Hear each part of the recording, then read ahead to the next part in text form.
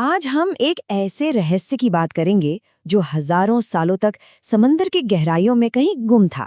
एक खोया हुआ शहर, श्री कृष्ण की नगरी द्वारिका। तो ये कहानी शुरू होती है साल 1983 से। अरब सागर में कुछ गोताखोर अपना काम कर रहे थे और तभी उन्हें कुछ ऐसा दिखा जिसकी किसी ने भी कल्पना नहीं की थी। ये एक ऐसी खोज थी जिसने हमारे मिथकों और इतिहास के बीच की जो लकीर है ना, उसे हमेशा के लिए धुंधला कर दिया। तो चलिए इस कहानी में और गहरे उतरते हैं। बात यह है कि समंदर की सतह से कई मील नीचे उन गोताखोरों को सिर्फ टूटे फूटे पत्थर या खंडहर नहीं मिले थे। नहीं, उन्हें मिले थे एक पूरी की पूरी सभ्यता के निशान। जरा सोच कर देखिए, पानी के 40 मीटर नीचे एक पूरा शहर जिसकी दीवारें ऊंची ऊंची थीं, सड़कें थीं बिल्कुल प्लान की हुई जैसे आज के शहरों में होती हैं, पत्थर की मूर्तियां, महलों की नींव, ये सब मिला। मतलब ये कोई मामूली बात नहीं थी, ये कुछ टूटे फूटे अवशेष नहीं थे, ये तो एक पूरा का पूरा महानगर लग रहा था, मानो जैसे वक्त में वहीं पर जम गया हो। और बस इसी खोज ने एक बहुत बड़ा सवाल खड़ा कर दिया। क्या क्या ये सच में वही द्वारका हो सकती है, महाभारत वाली द्वारका, जिसके बारे में हम सबने सिर्फ कहानियों में ही सुना है? वही शहर जिसे कहते हैं कि खुद भगवान कृष्ण ने बसाया था। अब इस सवाल का जवाब ढूंढने के लिए हमें हमें टाइम में बहुत पीछे जाना होगा, हजारों साल पीछे, सीधा द्वापर युग में, उस वक्त में जब द्वारिका का जन्म हुआ था। तो भागवत पुराण में बताया गया है कि कंस का वध करने के बाद श्री कृष्ण मथुरा में ही रह रहे थे। लेकिन एक प्रॉब्लम थी, कंस का ससुर था जरासंध और वो बदला लेना चाहता था। उसने एक बार दो बार नहीं, बार बार मथुरा पर हमला किया। अपनी प्रजा को इन लगातार हमलों से बचाने के लिए ही कृष्ण ने एक सुरक्षित शहर बसाने का फैसला किया।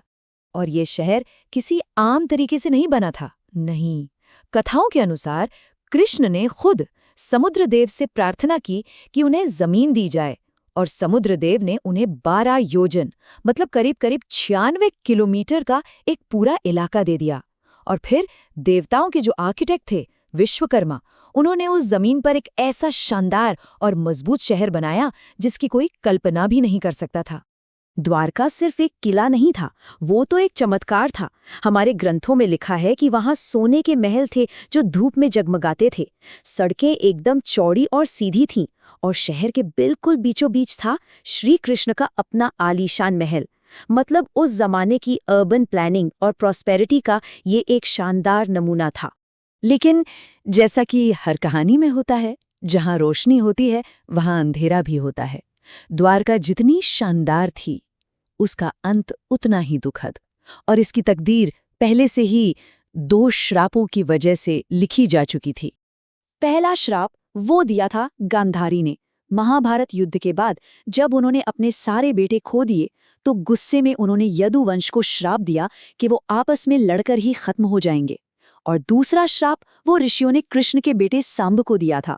सांब ने उनका मजाक उड़ाया था, और इससे नाराज होकर ऋषियों ने भविष्यवाणी कर दी कि यदुवंश का विनाश किस हथियार से होगा। और फिर ठीक 36 साल बाद ये दोनों श्राप सच साबित हुए।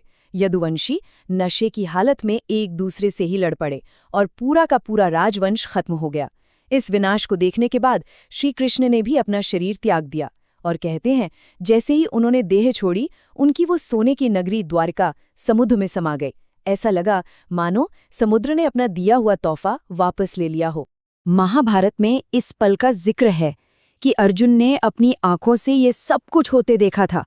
वो जैसे तैसे बचे हुए लोगों को वहां से निकाल ही रहे थे कि अचानक समंदर की लहरें उठीं, और बस एक ही पल में, पलक झपकते ही पूरी की पूरी द्वारका नगरी को निगल गई। हजारों सालों तक ये कहानी बस एक कहानी ही रही, एक मिथक।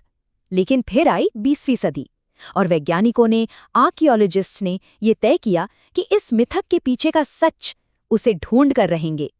तो ये खोज शुरू हुई 1930s में। फिर 1963 में बेट द्वारका में पहली बड़ी खुदाई हुई। लेकिन जो असली ब्रेक थ्रू मिला वो था 1983 और 1990 के बीच, जब डॉक्टर SR राव और उनकी टीम ने समंदर के नीचे वो खोज की जिसने सच में सब कुछ बदल कर रख दिया। डॉक्टर राव की टीम को जो कुछ भी मिला वो हैरान करने वाला था, क्योंकि वो कहानियों से काफी मिलता जुलता था।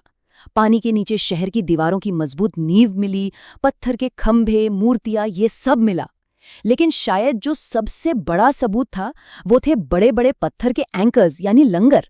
इतने सारे लंगर मिलने का एक ही मतलब हो सकता था कि ये जगह सिर्फ एक शहर नहीं बल्कि एक बहुत ही बिजी और इम्पोर्टेंट बंदरगाह, एक पोर्ट था, बिल्कुल वैसा ही जैसा द्वारका के बारे में बताया जाता है।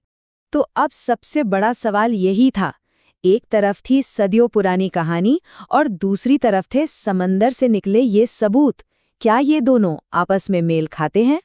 इसका पता लगाने के लिए साइंटिस्ट्स ने एक खास टेक्निक का इस्तेमाल किया, जिसे कहते हैं कार्बन डेटिंग। अब ये एक ऐसा तरीका है जिससे हम किसी भी पुरानी चीज की उम्र का पता लगा सकते हैं। मतलब ये पता कर सकते हैं कि वो चीज असल में कितनी पुरानी है। अच्छा, एक बात और, हमारे ग्रंथों में जो ग्रहों की पोजीशन बताई गई है, उसके हिसाब से विद्वानों ने कैलकुलेट किया है कि महाभारत का युद्ध करीब-करीब 3126 बीसीई में हुआ होगा। अब ये डेट, ये तारीख हमारे लिए बहुत जरूरी है, इसे याद रखिएगा। और यहीं पर कहानी का सबसे दिलचस्प मोड़ आता है। जब समंदर में मिले उन अवशेषों की कार्बन डेटिंग की गई, तो जो रिजल्ट आए वो सच में चौंकाने वाले थे। पता चला कि वो पत्थर, वो अवशेष करीब 3000 से 3500 बीसीई पुराने हैं। मतलब बिल्कुल वही टाइम पीरियड जो महाभारत का माना जाता है। ये सिर्फ एक इत्तेफाक तो नहीं हो सकता था, ये एक बहुत बहुत बड़ा सबूत था। चलिए अब जरा मिलाते हैं कि कहानियों में क्या कहा गया और असल में क्या मिला। कहानी कहती है कि समुद्र देव ने 12 योजन जमीन दी और पानी के नीचे जो शहर मिला उसका एरिया भी लगभग उतना ही है। कहानी कहती है कि द्वारका एक बड़ा राज्य था और वहां मिले सैकड़ों लंगर ये साबित करते हैं कि वो एक बहुत बड़ा ऐतिहासिक पोर्ट था। हर सबूत इस कहानी को सच्चाई के और भी करीब ले जा रहा था। और ये खोज अभी खत्म नहीं हुई है। हाँ, बीच में पैसों की कमी के वजह से काम कुछ समय के लिए रुक गया था, लेकिन 2007 में आर्कियोलॉजिकल सर्वे ऑफ इंडिया ने इसे फिर से शुरू किया और ये काम आज भी चल रहा है। रहस्य की परतें अब भी खुल रही हैं। तो आखिर में ये पूरी कहानी हमें एक बहुत गहरे सवाल के पास लाकर छोड़ देती है कि आखिर कहाँ पर मिथक खत्म होता है और कहाँ से इतिहास की शुरुआत होती है। द्वारका की ये खोज हमें यही बताती है कि शायद इन दोनों के बीच की जो लकीर है वो उतनी साफ है ही नहीं जितना हम समझते हैं, और हो सकता है कि कुछ राज समुंदर की गहराइयों में ही सबसे महफूज रहते हैं।